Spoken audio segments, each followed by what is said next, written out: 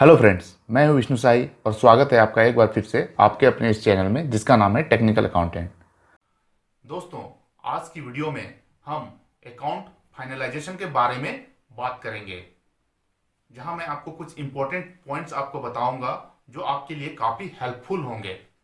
तो चलिए शुरू करते हैं।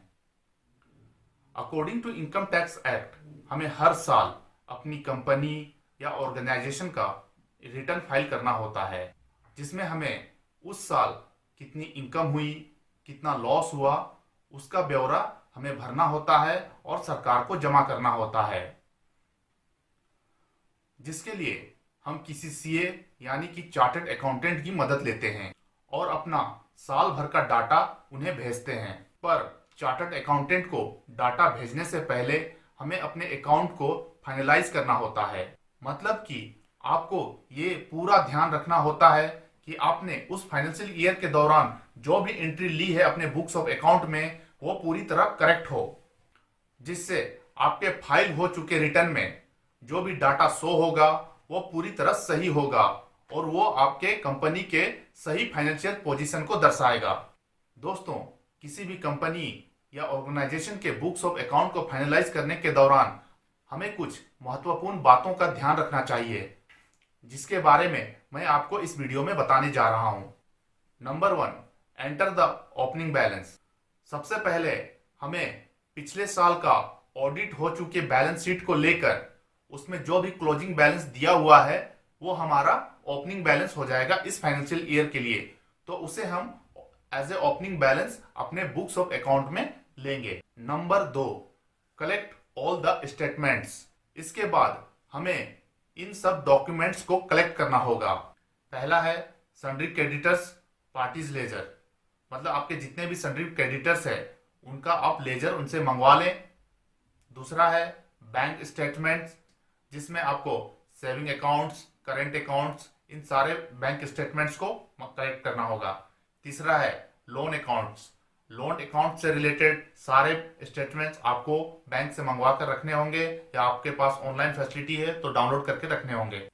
चौथा है इन्वेस्टमेंट से रिलेटेड आपके स्टेटमेंट, जैसे कि आपने कंपनी के नाम पर फिक्स डिपॉजिट अकाउंट खोला है उसका स्टेटमेंट, म्यूचुअल फंड खोला है उसका स्टेटमेंट, अगर आरडी स्टार्ट की है तो उसका भी स्टेटमेंट, एलआईसी स्टार्ट की है उसका स्टेटमेंट। तो इन्वेस्टमेंट से रिलेटेड जितने भी डॉक्यूमेंट्स है उसको कलेक्ट करना होगा। पांचवा है इंटरेस्ट सर्टिफिकेट, जैसे कि आपने एफडी की है बैंक में तो वो आपको इंटरेस्ट सर्टिफिकेट देंगे, तो उस इंटरेस्ट सर्टिफिकेट में आपका कितना इंटरेस्ट हुआ है, कितना टीडीएस कटा है वो मेंशन होगा। इसलिए उसकी एंट्री भी बुक्स ऑफ अकाउंट में जरूरी होती है, इसलिए हमें इंटरेस्ट सर्टिफिकेट को भी कलेक्ट करके रखना होगा। इतना सब करने के बाद हमें इन सब स्टेटमेंट से अपने बुक्स ऑफ अकाउंट को मिलान करना होगा।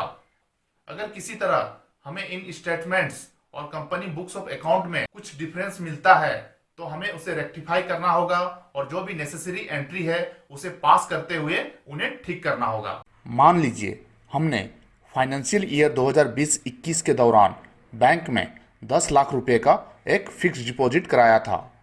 31/3/2021 को हमने बैंक से इंटरेस्ट सर्टिफिकेट मंगवाया, जहां हमारे एफडी बैलेंस पर कुछ इंटरेस्ट भी मिला है और साथ ही कुछ अमाउंट टीडीएस का भी काट लिया गया है। तो हमें इंटरेस्ट सर्टिफिकेट के अनुसार एक जर्नल एंट्री पास करते हुए हमें अपने बुक्स ऑफ अकाउंट को ठीक करना होगा। उसी तरह बैंक स्टेटमेंट, लोन स्टेटमेंट और सन्ड्री क्रेडिटर्स के लेजर को देखकर उसमें आने वाले अंतर को फाइंड आउट करते हुए एंट्री पास करेंगे। Number 4, pass all the required journal entries and adjustment entries. कुछ केसेस ऐसे होते हैं जहां हमें एक अलग तरह का प्रोविजन खड़ा करना होता है, मतलब कि एक जर्नल एंट्री पास करनी होती है, जैसे कि हमें मौजूदा फिक्स्ड एसेट पर डेप्रिसिएशन चार्ज करनी है। तो इसके लिए हम एक अलग प्रोविजन या एक जर्नल वाउचर क्रिएट करते हुए एक अलग एंट्री पास करेंगे। फॉर एग्जाम्पल, मान लीजिए हमारी कंपनी में 5 लाख रुपए की एक मशीन है और उस पर हमें 15% डेप्रिसिएशन चार्ज करना है, तो हम एक जर्नल वाउचर क्रिएट करते हुए जर्नल एंट्री पास करेंगे। और वो जर्नल एंट्री ये होगी। इसके बाद इसी तरह की एक और जर्नल एंट्री हमें पास करनी होती है जब फाइनेंशियल ईयर के एंड में हमारे पास हमारी कंपनी का एक फाइनल डाटा निकलकर सामने आता है। आसान भाषा में हम कहें तो हमें अपनी कंपनी का प्रॉफिट एंड लॉस देखने को मिलता है। मान लीजिए हमारी कंपनी को इस साल 2 लाख रुपए का प्रॉफिट हुआ, तो उस केस में हमें उस प्रॉफिट अमाउंट को कैपिटल अकाउंट में ट्रांसफर करना होगा। तो उसके लिए हमें एक जर्नल एंट्री पास करनी होगी। तो इस तरह हमारी कैपिटल 2 लाख रुपए से बढ़ जाएगी। लेकिन अगर लॉस हुआ तो हम ये एंट्री पास करेंगे और उस केस में हमारा कैपिटल 2 लाख रुपए से घट जाएगा। आई होप आपको ये समझ में आ गया होगा। इसके बाद हमें अपनी कंपनी के बुक के कैश और पेटी कैश को अपने हैंड रिटन रजिस्टर के साथ मैच करना होगा। दोस्तों, कभी कभी क्या होता है कि हम कुछ एंट्री को रेक्टिफाई करने के दौरान गलती से कंपनी के कैश या पेटी कैश के साथ छेड़छाड़ कर बैठते हैं, जिसकी वजह से हमारे कंपनी बुक के कैश और पेटी कैश और जो हमने हैंड रिटन जो रजिस्टर बनाया है उनके बैलेंस में डिफरेंस आ जाता है। इसीलिए हमें अकाउंट फाइनलाइजेशन के दौरान ये ध्यान रखना होता है कि हमारे कंपनी बुक के कैश और पेटी कैश हमारे हैंड रिटन रजिस्टर के साथ पूरी तरह मैच करे। तो आई होप फ्रेंड आपको ये बात भी समझ में आ गई होगी। इसके बाद बारी आती है जीएसटी रिकंसिलिएशन की। जीएसटी रिकंसिलिएशन से हमारा मतलब है कि हमने उस फाइनेंशियल ईयर के दौरान जितने भी जीएसटी रिटर्न फाइल किए हैं और जो भी डाटा हमने जीएसटी रिटर्न फाइल करने के दौरान दिया है वो डाटा के साथ हमारा ये कंपनी बुक का डाटा पूरी तरह मैच करे। तो उस केस में हमें अपने फाइल किए गए जीएसटी रिटर्न से अपने कंपनी बुक में मौजूद जीएसटी सेल्स और परचेज के ट्रांजैक्शन को मैच करना होगा और साथ में जो भी इनपुट जीएसटी और आउटपुट जीएसटी का जो रिकॉर्ड हमने फीड किया है जीएसटी रिटर्न फाइल के दौरान उसके साथ उसे टैली करना होगा। और अगर उसमें किसी तरह का डिफरेंस मिलता है तो उसे हम करेक्ट करते हुए अपने अकाउंट को फाइनलाइज करेंगे। आई होप फ्रेंड ये पॉइंट भी आपको समझ में आ गया होगा। Number 7, book all the liabilities and expenses.